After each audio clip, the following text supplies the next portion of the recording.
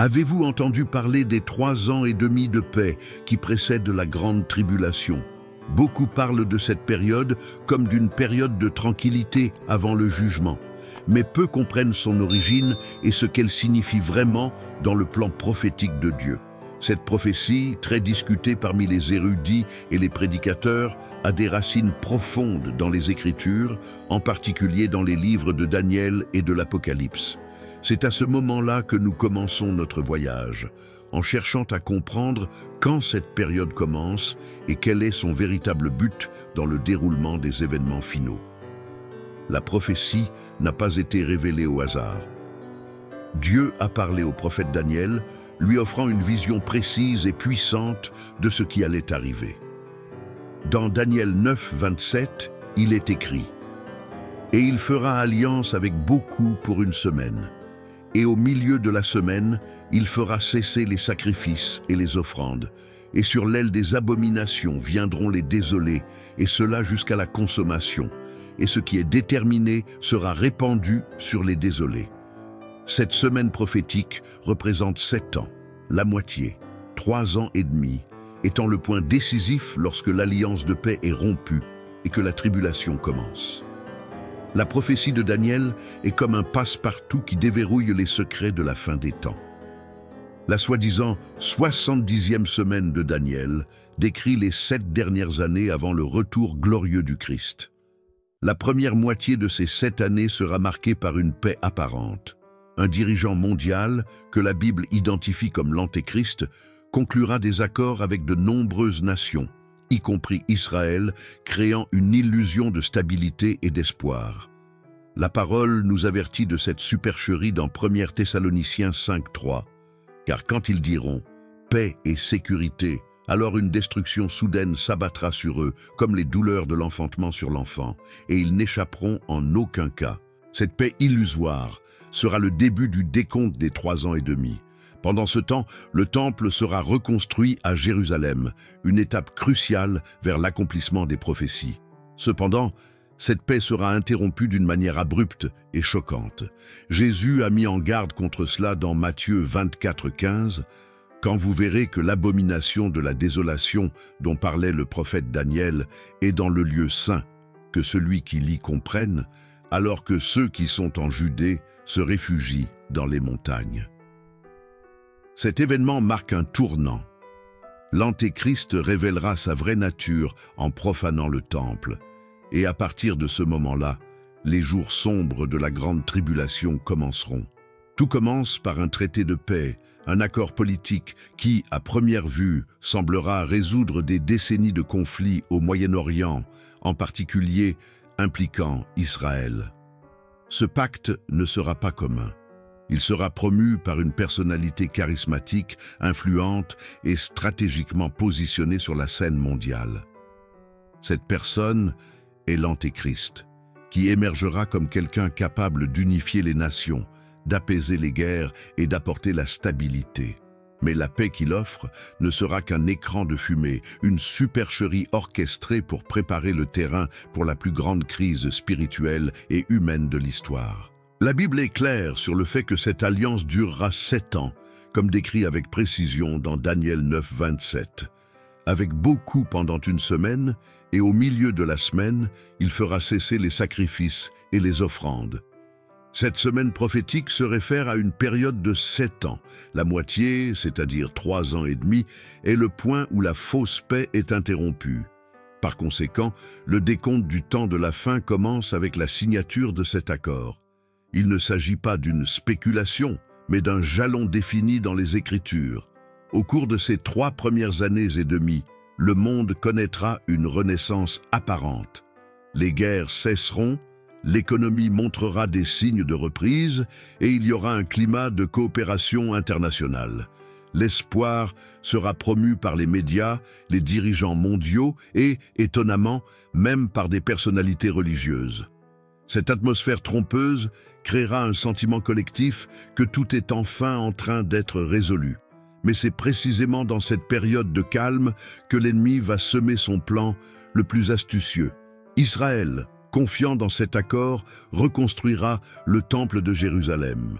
Ce détail est fondamental, car le temple est une pièce centrale dans l'accomplissement des prophéties. Le sacrifice sera à nouveau offert comme dans les temps anciens, et la pratique religieuse juive sera restaurée avec enthousiasme. Beaucoup verront cela comme l'accomplissement des promesses de Dieu, mais en fait, ce sera une préparation à l'abomination de la désolation. La tromperie fonctionnera avec le pouvoir, et beaucoup ne s'en rendront pas compte. Il est important de comprendre que l'Antéchrist n'émergera pas comme un méchant.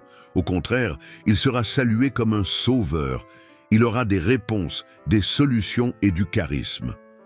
Son alliance avec Israël et d'autres nations sera considérée comme une percée historique.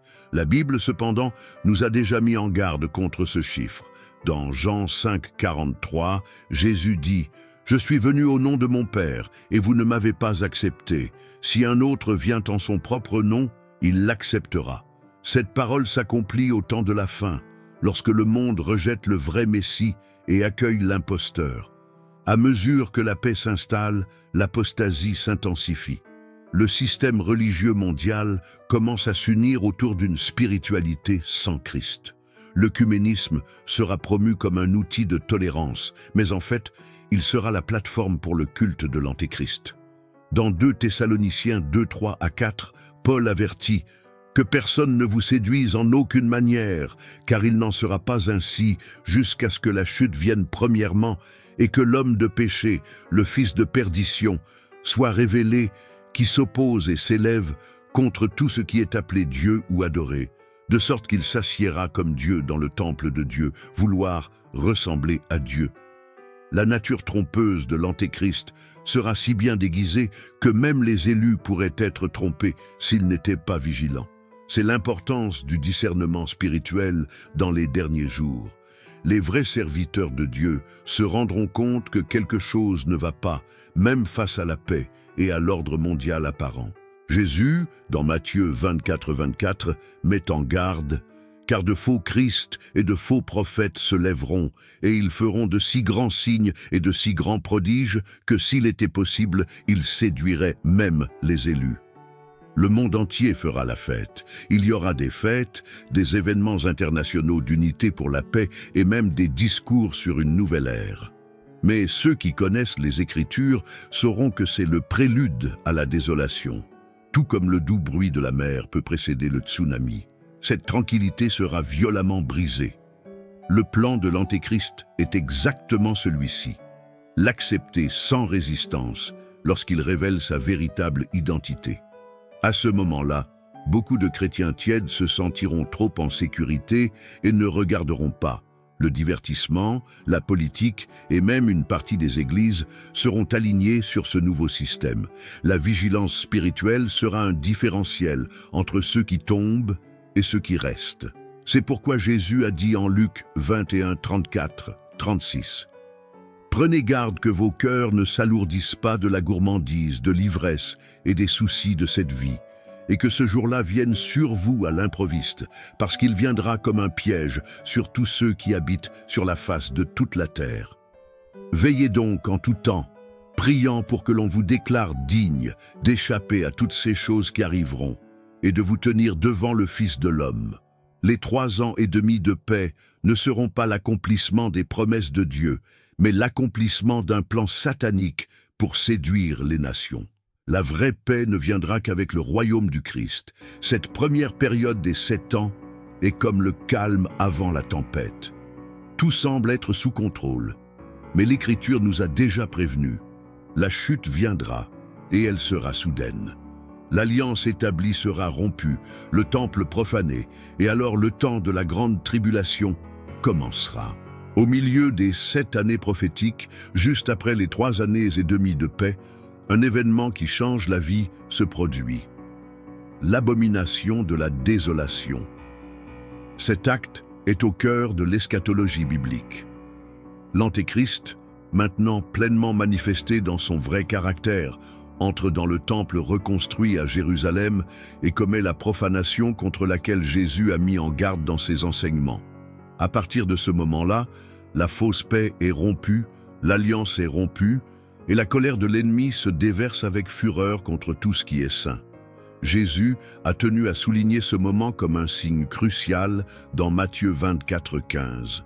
Il déclare « Quand donc vous verrez que l'abomination de la désolation, dont parlait le prophète Daniel, est dans le lieu saint, que celui qui lit comprenne. » La référence claire est le texte de Daniel 9:27, que nous avons déjà lu.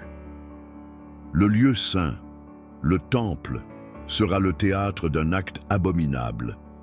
L'Antéchrist placera une image de lui-même sur l'autel et exigera l'adoration.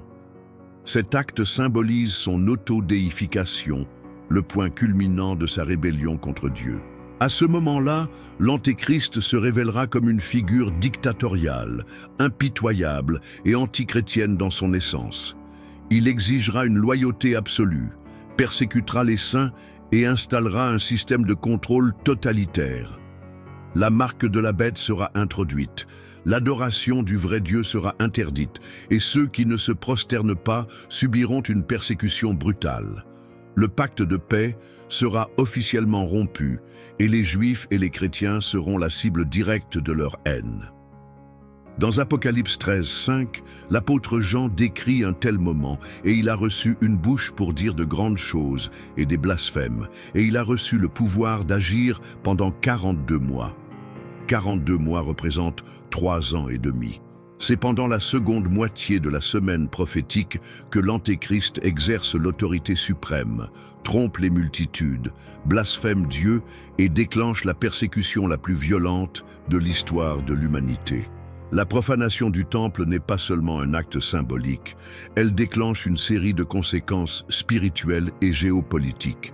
Le monde s'effondrera, les guerres et les persécutions s'intensifieront. L'économie mondiale sera centralisée sous le contrôle du système de la bête.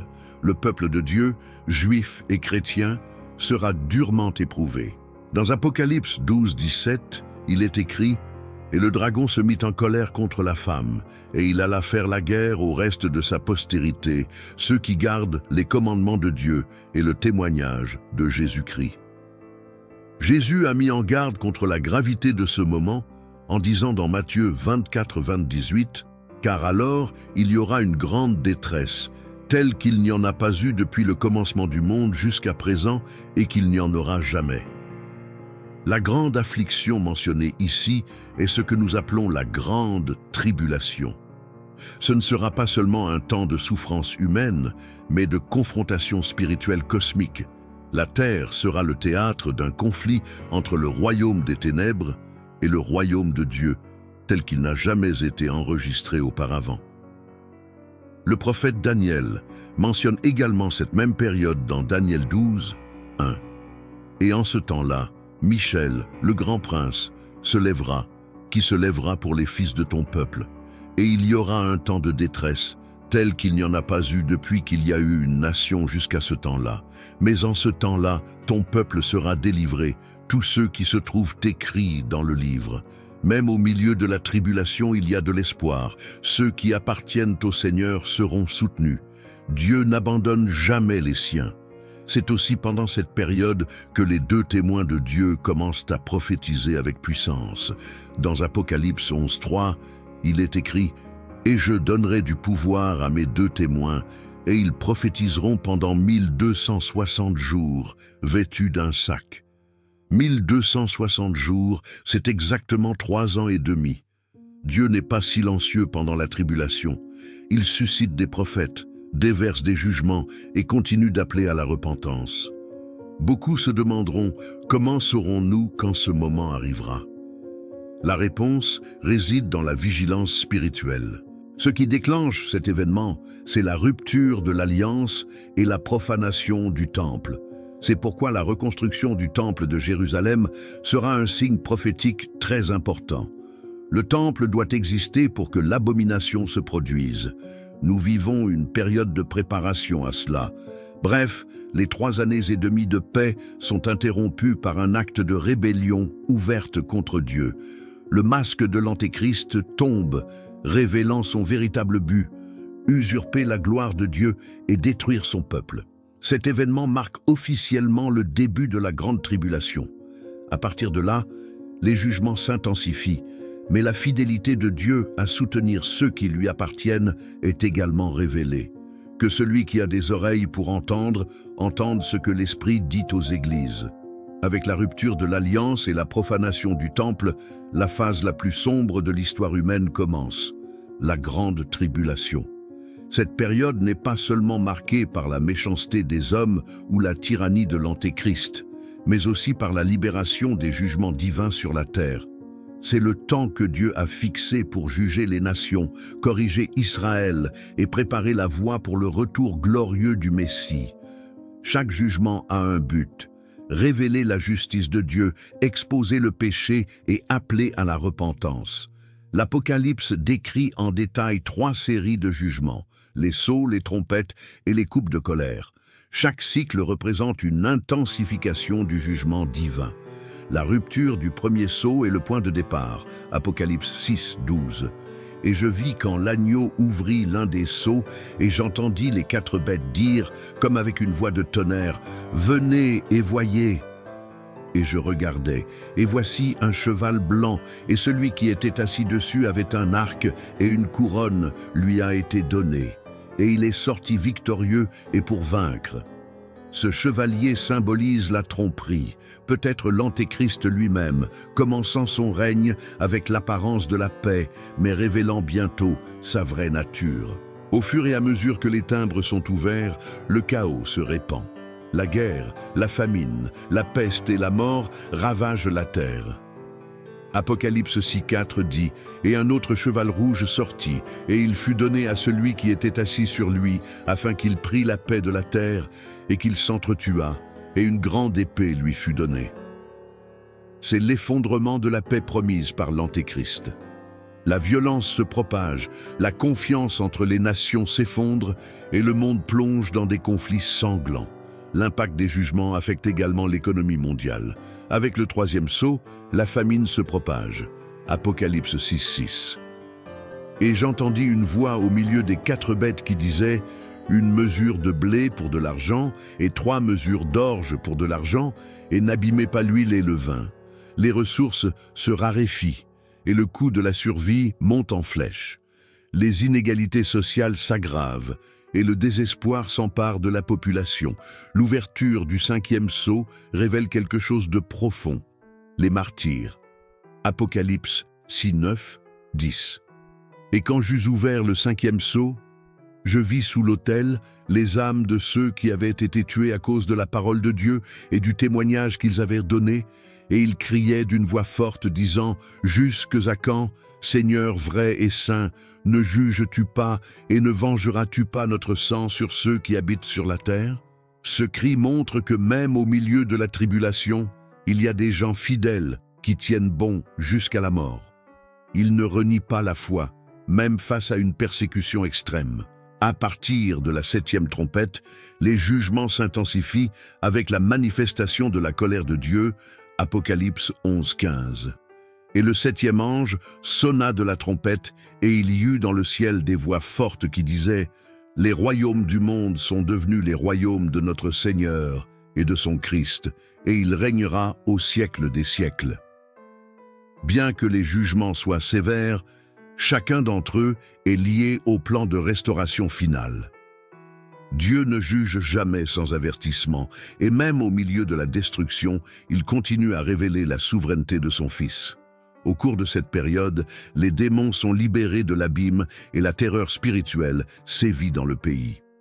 Apocalypse 9, 3 et 4. De la fumée sont sorties des sauterelles sur la terre, et une puissance leur a été donnée comme la puissance des scorpions de la terre. Et il leur fut dit de ne pas faire de mal à l'herbe de la terre, ni à aucun ver, ni à aucun arbre, mais seulement aux hommes qui n'ont pas le sceau de Dieu sur le front. Ici, nous voyons un jugement sélectif. Dieu protège les siens, même au milieu du chaos. Ceux qui en font partie sont scellés, intouchables par le jugement démoniaque.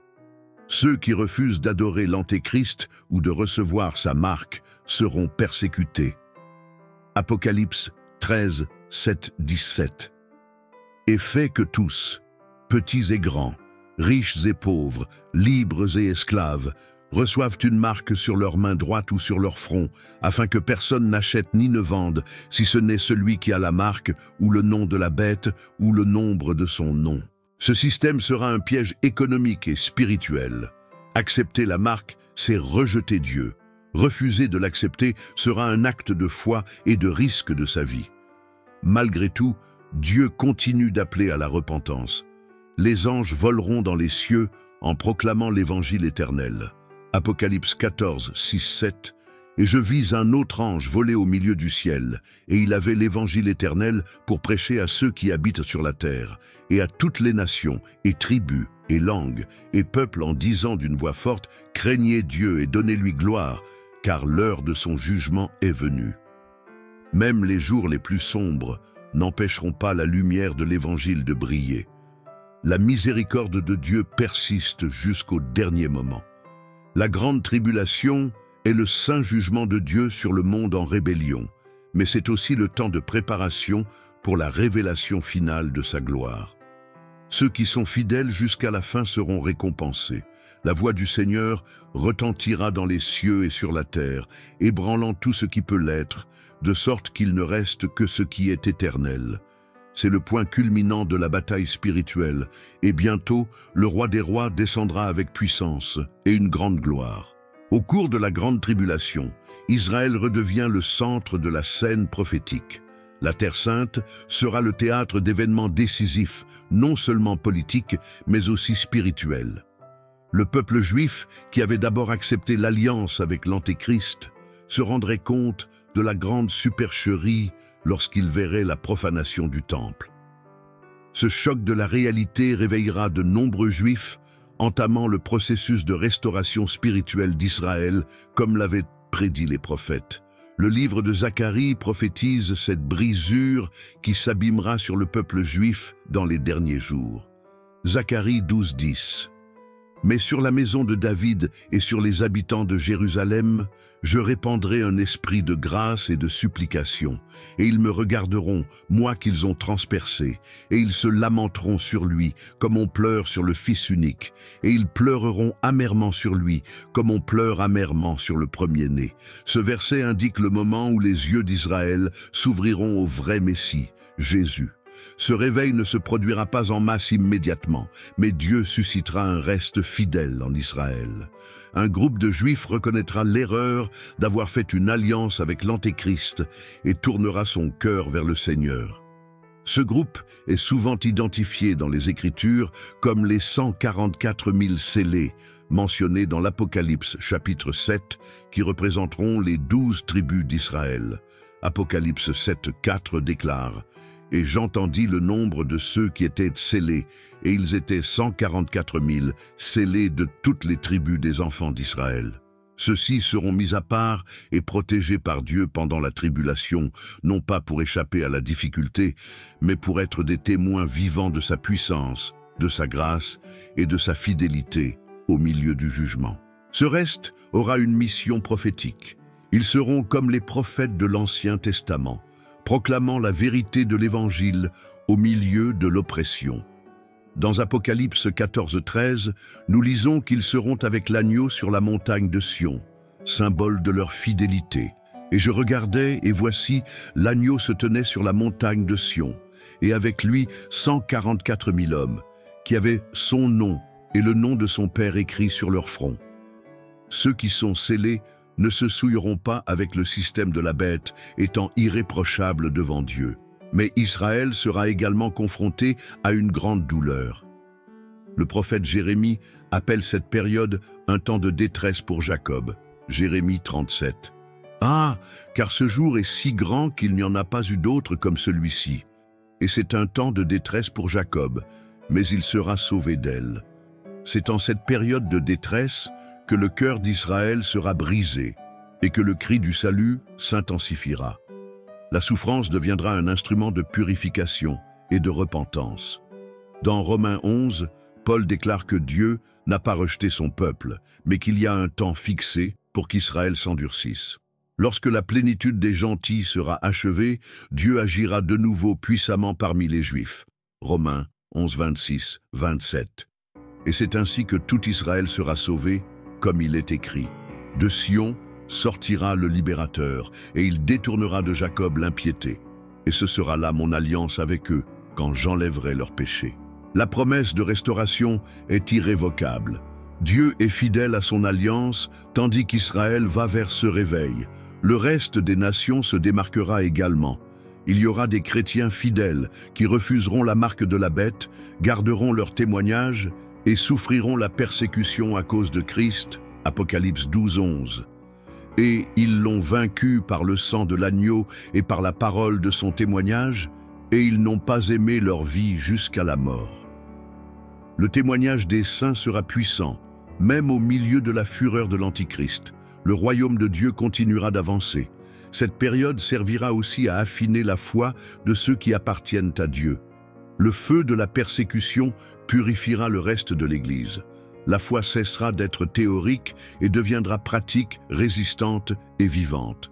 Daniel 11h35 dit « Quelques-uns de ceux qui comprennent tomberont pour être éprouvés, purifiés et blanchis jusqu'au temps de la fin, parce qu'il sera encore au temps fixé. Dieu forge un peuple fort, saint et engagé, le peuple qui régnera avec Christ dans l'ère à venir. » Le rôle d'Israël dans la tribulation est double. Il sera à la fois une cible de jugement et un canal de témoignage. Dieu accomplira ses promesses en restaurant son peuple, en révélant le Messie à la nation. Aux côtés du reste fidèle des nations, Israël deviendra lumière au milieu des ténèbres, annonçant que le royaume de Dieu est proche. Et quand le salut est reconnu, alors comme Jésus l'a déclaré dans Matthieu 23, 39, « Car je vous dis, désormais, vous ne me verrez plus, jusqu'à ce que vous disiez, béni soit celui qui vient au nom du Seigneur. » Après les 7 années prophétiques, 3 ans et demi de fausse paix et 3 ans et demi de grande tribulation, le moment attendu depuis les temps anciens arrive, le retour visible de Jésus-Christ sur terre, non pas comme un agneau souffrant, mais comme un lion de la tribu de Juda. Il ne viendra plus pour être jugé, mais pour juger, non plus pour être rejeté, mais pour être intronisé. Le monde aura été témoin de l'apogée du mal, mais maintenant, il verra la justice triompher avec splendeur. Ce retour ne sera ni secret ni symbolique, il sera littéral, puissant et glorieux. Apocalypse 19, 11 à 16 décrit « Et je vis le ciel ouvert, et voici un cheval blanc, et celui qui s'est assis sur lui est appelé fidèle et véritable, et il juge et combat avec justice. Et ses yeux étaient comme une flamme de feu, et sur sa tête il y avait beaucoup de diadèmes, et son nom était écrit que personne ne connaissait que lui-même. Et il était revêtu d'un vêtement éclaboussé de sang, et le nom dont on l'appelle est la parole de Dieu.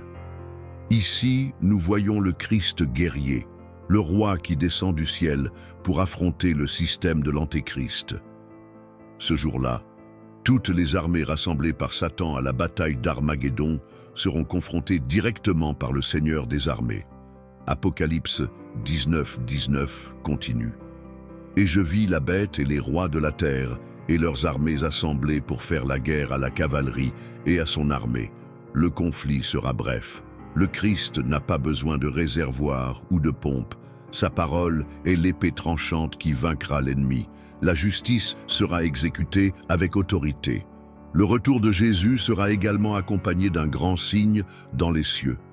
Matthieu 24h30 déclare « Alors paraîtra dans le ciel le signe du Fils de l'homme, et toutes les tribus de la terre se lamenteront, et elles verront le Fils de l'homme venir sur les nuées du ciel avec puissance et une grande gloire.